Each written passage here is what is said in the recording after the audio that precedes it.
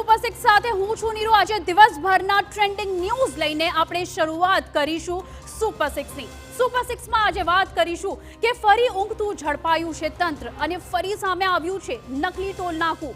માલદીવ સાથે વધુ વકર્યો છે વિવાદ, તો સાથે જ ગુજરાતમાં મોટા આતંકી હુમલાનો થયો છે પર્દાફાશ।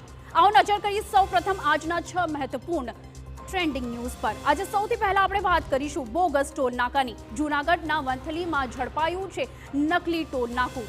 આખરે કોની રહેમે તળે ધમધમી રહ્યા છે આવા નકલી ટોલ નાકા।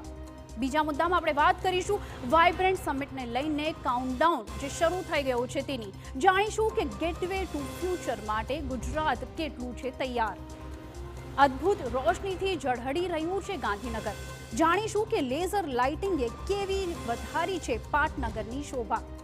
આગળ આપણે વાત કરીશું વાઇબ્રન્ટના માહોલ વચ્ચે ગુજરાતમાં મોટા આતંકી હુમલાના ષડયંત્રનો થયો છે પર્દાફાશ।